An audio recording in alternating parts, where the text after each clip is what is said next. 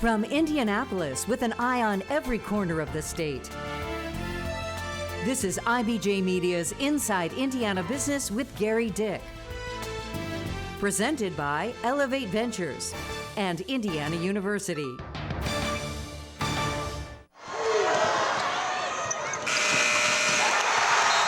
March in Indiana. Time to hoop it up and highlight exceptional Hoosier women in business. There's Jennifer Rumsey running the show at Cummins, Leah Curry guiding the team at Toyota Princeton, and Inez Evans driving the bus at Indigo. Pam Whitten leading the charge at IU, Sue Elsperman at Ivy Tech, and don't sleep on Alicia Johnson at IPS. The Irsay daughters flexing in the National Football League. Hall of Famer Tamika Catchings taking her success on the hardwood to score big in the business of tea. There's Teen Gucci pushing the ball forward in Indiana Tech, and Elaine Beadle changing the game for Indiana tourism. The Queen of Cuisine, Martha Hoover, cooking up a game plan to rule the restaurant scene, and the Good Bones Gals showcasing Indy's chops to a national audience. A powerful lineup of Indiana women bringing the crowd to its feet. Welcome to this special edition of Inside Indiana Business, celebrating influential Indiana women. I'm Mary Rachel Redmond inside the Indiana Farmers Coliseum at the State Fairgrounds. And as you can see behind me, March Madness has officially tipped off. The only college championship being played in the Circle City this year, the Horizon League Men's and Women's Basketball Championships. And the brains behind the operation that makes it all happen, Julie Rowe Lach, the commish who brings quite a resume of her own to the hardwood. From an All-American on the court at Millikin to becoming the first female commissioner of the Horizon League in 2021, Julie Rowe Lach has made quite a splash in her 2 short years as commish, including a multi-year media deal to extend the league's partnership with ESPN and securing the Horizon League championships in Indianapolis for the next 4 years. The work never stops. So this is kind of behind the scenes at the Horizon League Championships. Right. You know, we've got the cheerleaders here, we've got the pep band over here. Right. So how do you manage all of this in a couple days? It's absolutely our team. We've got a small but mighty staff that we throughout the year we work on the logistics. Where do the buses go? Where do the fans enter? Making sure they all have credentials. And this is the best part, right? Because all of our teams bring their cheer and dance and their bands. So it is a full collegiate experience. It's not just the teams, it's so many of the other collegiate students being a part of the action. Why is Indianapolis a great headquarters for the Horizon League? Well, it's a great place for our tournament because we said we want to be in a central location and a destination city. Our headquarters has been here for now 40 years. This is the perfect home, I think, for any sport, especially basketball. But our city has really embraced the Horizon League and helped us make our and not just this championship, we host other championships here too, make them community events that amplify. Name, image, likeness has really changed the landscape of college sports. You know, in terms of the Horizon League and mid-major sports, especially women, what have you seen? In the Horizon League, it's been an incredible opportunity. We said, how can we bring together all 3,000 of our student athletes and capitalize on that? So we struck a deal with Open Doors, which is a national vendor in this space, created a league-wide online marketplace. It's a little bit like Match.com, but very safe. And student athletes go on there, they build their online personas, and then brands go on and can hire them. It's not just the money. No, right? It's not at all, but there is some money to be made there. When we checked in with Open Doors and got the report, our top 3 earners, student athletes, were 3 women's basketball student athletes from Youngstown State, and they had gotten together and frankly talked about how to build their brand, and then they really learned how to take advantage of this marketplace. So those 3 together were just under $40,000 that they earned combined. It is a real learning opportunity, and our women's student athletes they are our highest earners right now. What can people expect from the Horizon League, in the next couple of years? You're going to see incredible Division I competition happening in our league, and then you're going to see us impacting our communities, not just in Indy, but in our 6-state, 10-city footprint. 2023 season kind of slowed slowly, for men's basketball, women's basketball kind of slowly comes from in. What are you most proud of as commissioner this year? I'm proud of what you see right out here. Our student athletes, they are not only making it happen on the court, we have over 1,000 student athletes that are on the Horizon Lake Academic Honor Roll. They are leaders in their community, making real impact, doing the behind-the-scenes service, because anytime an athlete walks in a room, a child's face lights up. I'm proud that we are able to represent them and provide this platform. Well, perhaps the best college hoop story in the country this season, involving a Hoosier coach with deep Indiana roots. In just 9 seasons at the helm, Terry Marin has taken a bottom-of-the-barrel program in Bloomington to one of the premier teams in the country. Marin made IU history, packing him to the rafters at Assembly Hall on senior night for the first ever sellout in IU women's basketball history. Marin, a Seymour, Indiana native, played college hoops at in-state rival Purdue, but she's traded in the Golden Black for cream and crimson, and it's a good look, especially as head coach. Her Hoosiers are 27-3 on the season and looking at a #1 seed in the NCAA tournament. I am obviously humbled by all of it, but none of this is done alone, as you know. I have a terrific staff, one of the best in the country, with a terrific team that has really propelled, this happening. And I can't tell you how grateful I am for those people that I get to work with every day. We have hopefully a lot of basketball ahead of us. Again, the Hoosiers likely a #1 seed for the first time ever in the NCAA tournament. Either way, a historic season for Terry Marin and the Hoosiers. I'll be back later on the show with some more on some popular new women-owned businesses, including a place for plant people to meet, a speakeasy, and more around Indiana with Yelp's Brittany Smith. Plus, a dirty task for anyone caring for a baby is going high-tech at the Indianapolis International Airport. More on Plui's new partnership with the airport.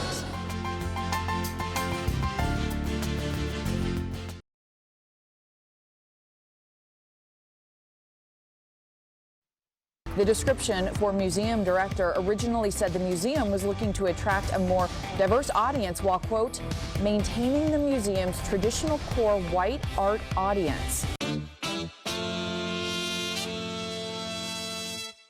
My name is Colette Pierce-Burnett, and I have the honor and the pleasure and the gift of serving as the President and Chief Executive Officer for Newfields. We the Culture was the first exhibit opening under me. This is a step in us moving towards becoming an anti-racist institution.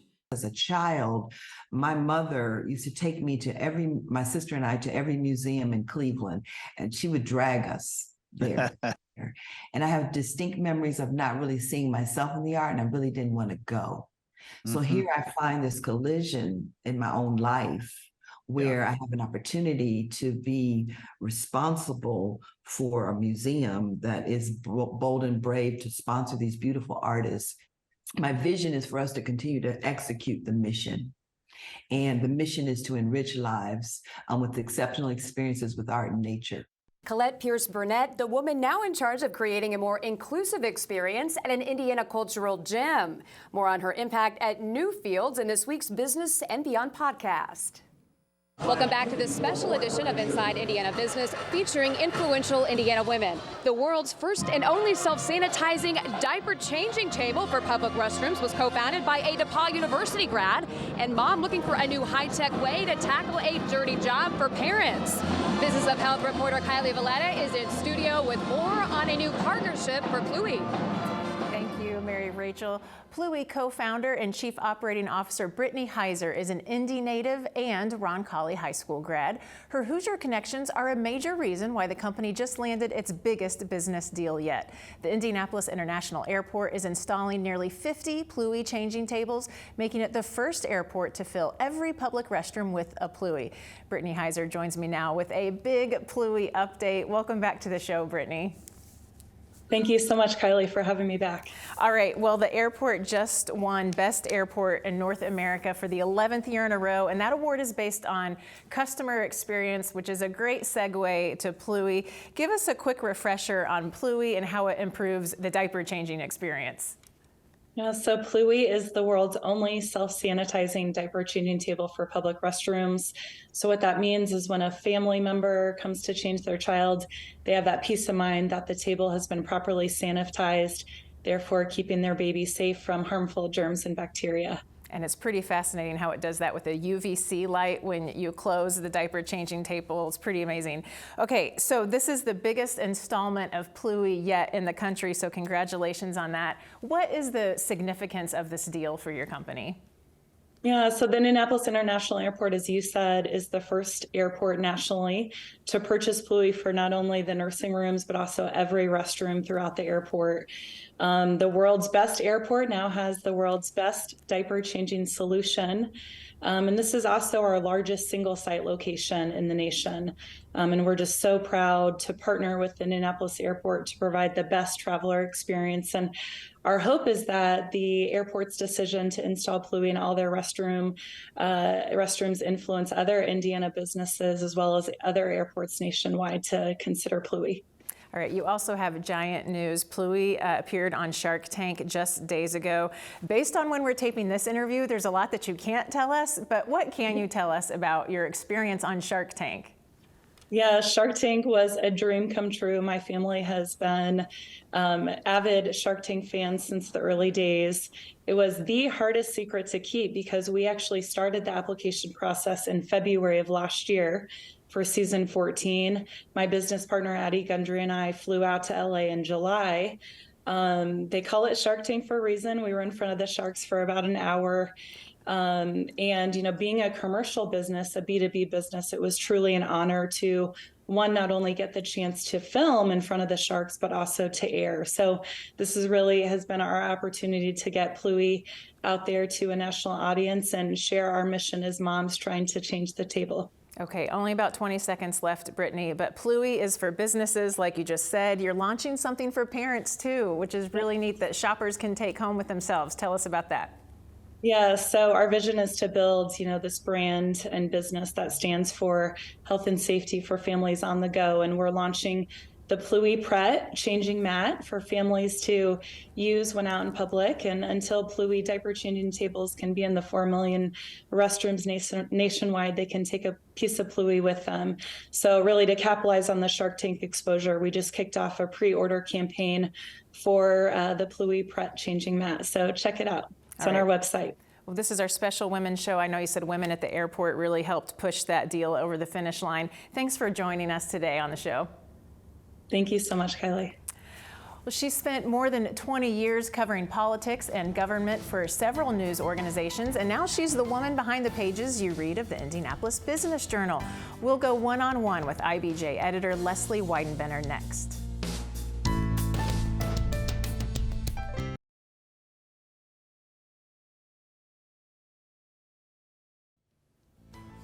Welcome back to this special edition of Inside Indiana Business with Gerry Dick, showcasing influential Indiana women.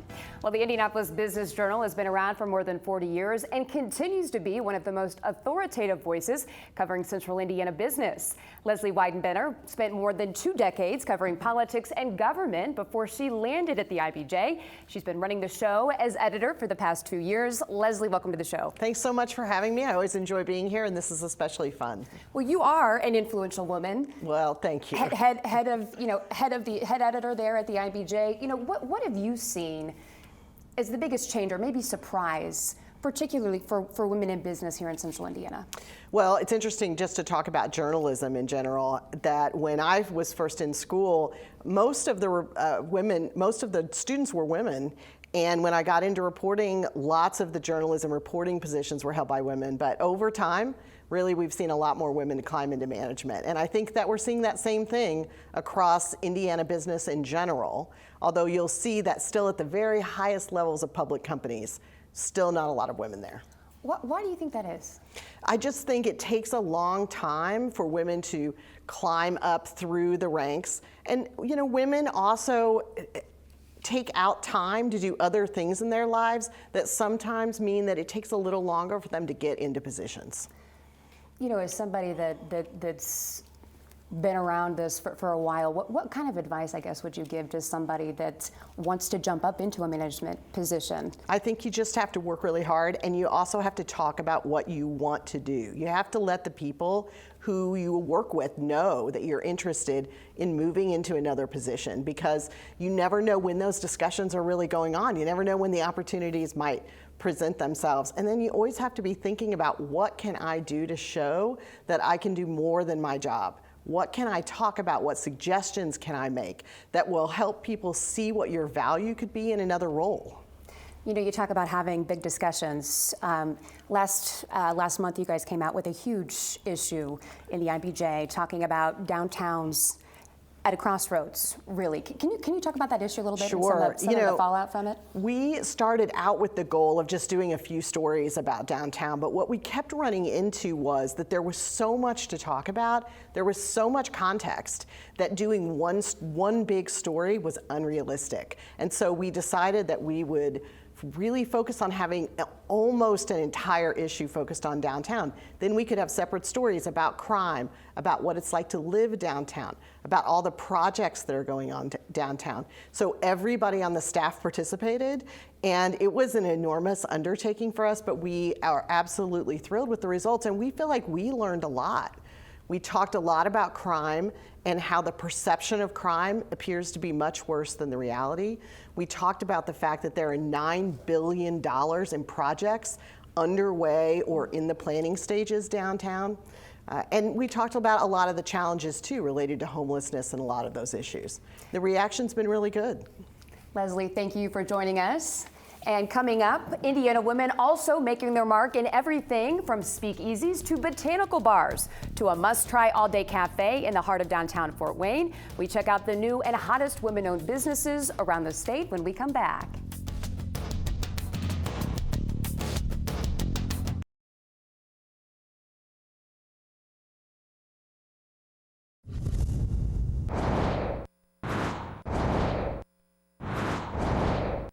Here's what's making news around Indiana, brought to you by the Indiana Association of Realtors, Indiana's 21,000 realtors, the neighbors you know, the experts you can count on.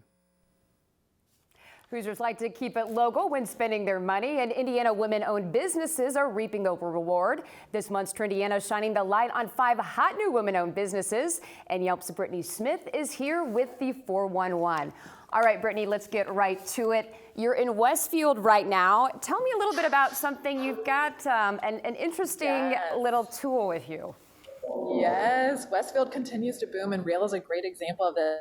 I've got a fun little drink here, Mary Rachel. Check this out. This is their Mel Mosa in honor of the owner, Mel. This is actually just a Prosecco, and they do a splash of orange juice on top. Isn't that like a perfect mimosa? So it's one of the fun examples of their menu. It is a farm-to-table establishment, so they've got a little shop as soon as you open the business or enter the business with a lot of great local products. They're known in their Yelp reviews for the cheddar dropped biscuits and chorizo gravy. They also have a lot of fun flair like this. They got the biscuits with the fried chicken and grits. The menu is amazing, and they do a lot of things around sustainability, including composting of their food scraps with another local women-owned business. It's just a really fun spot to check out.